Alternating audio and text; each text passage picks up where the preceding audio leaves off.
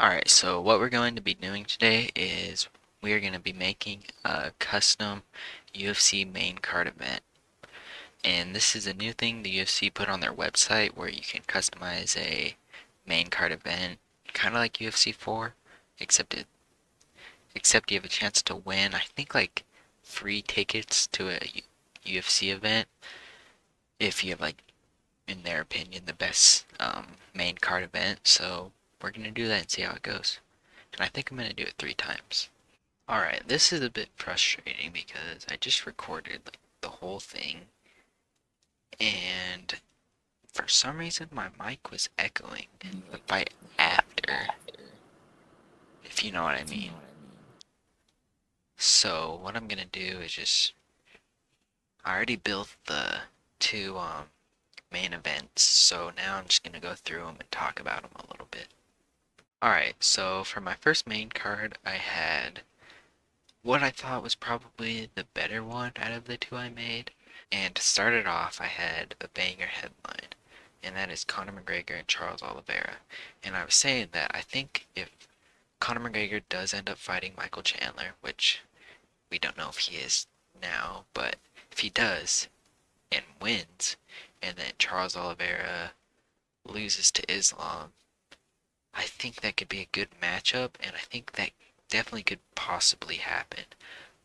But I don't think it's likely, but I'd give it like a 15% chance that it could happen. And in that fight, I feel like Charles Oliveira would be able to win, but I feel like Conor could put up a good fight. Alright, for the co-main, I got Yuri Prochazka versus Jamal Hill, which this fight is most likely going to happen soon.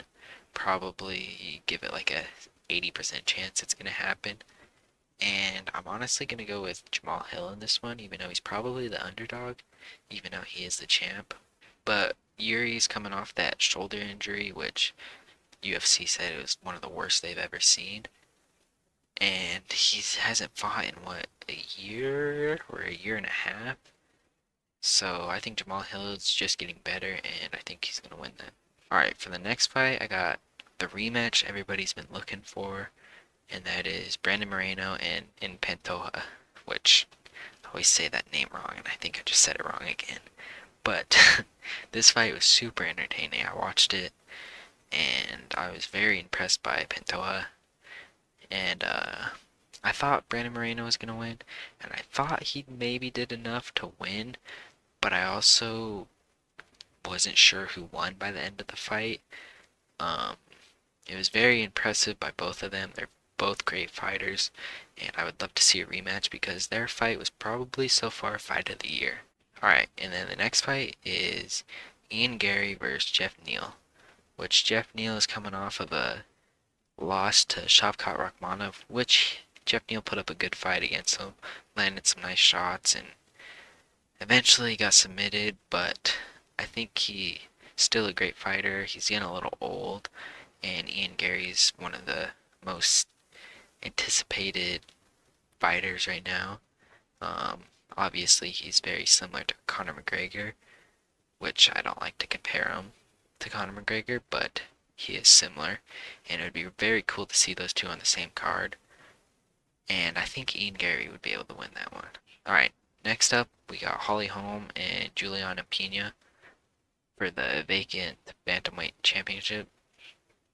And if Holly Holm wins her next fight, which is very soon, I think, I could see her getting a title shot against Pena, who I'm pretty sure is most likely going to fight for the title. Um, and that would probably be Holly Holm's last fight. You know, if she wins or loses, she would still be going out on top just because championship fight when you're. How old is Holly Holm? Let's see. Yeah, 41. And she just came off of a win, which she looked very good and sharp. And I hope she beats up Juliana Pena because when Juliana Pena first beat Amanda Nunes, I was kind of a fan because she was a very big underdog, and that was the first pay-per-view event I watched live, and it was a very entertaining fight. But then she just started getting annoying and very cringy with her trash talk, so I hope Holly Holm wins that one. Alright, so for my next card, I feel like this is a card that is more likely to happen. Some of these fights are definitely likely to happen than the first one I did, but I think the first one was a little bit better, but either way, they're both, in my opinion, pretty good cards. And for the main event, it's a fight that everybody wants to see, and that is Kamaru Usman versus Hamza Chimaev. Both of these fighters are very similar, very good wrestlers and solid strikers. Obviously, Usman's kind of going downhill, but he's still, I mean, he was winning the fight against Edwards, like dominating, got knocked out last 50 seconds. And then they fought again. It was a close fight. Edwards definitely edged him out. When I watched it live, I thought Usman won, but that was just me being biased because he's one of my favorite fighters. But rewatching it, I realized Leon Edwards definitely won that. And this fight's tough because Hamza, I don't know if he wants to make weight anymore. I think he's just kind of agreeing to go up to middleweight, which I feel like Usman's not afraid to fight anybody, so I feel like he would go up to middleweight to fight Hamza, but I also don't think Usman would want to fight at middleweight because Adesanya is the champion in that weight, and they're good friends, and he said before that he would never fight Adesanya. So I don't know. I hope this fight happens, and if it does, I think Usman can win. I think he's definitely the more skilled fighter.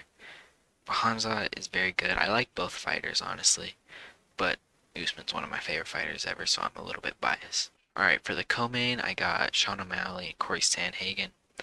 And even though they both already have scheduled fights, I was thinking if they both win, then Sean O'Malley would be the champion, and Corey Sandhagen would be the probably number one contender, or probably number two, because Aljo would probably still be number one. And I think this fight would be super entertaining because they're, I think, the two tallest bantamweights, both long and lengthy, with very good striking and solid overall jiu-jitsu. Both have very underrated jiu-jitsu and very similar styles, and I hope they both win so then this fight can happen. And Sean O'Malley, I want him to win very badly because he was born and raised in Montana, and I'm also from Montana, which is pretty cool. He's probably the best athlete ever to come out of Montana because there's not too many athletes. But I hope they both win. I like both of them, but I would have to go with Sean O'Malley because, like I said, I'm a little bit biased.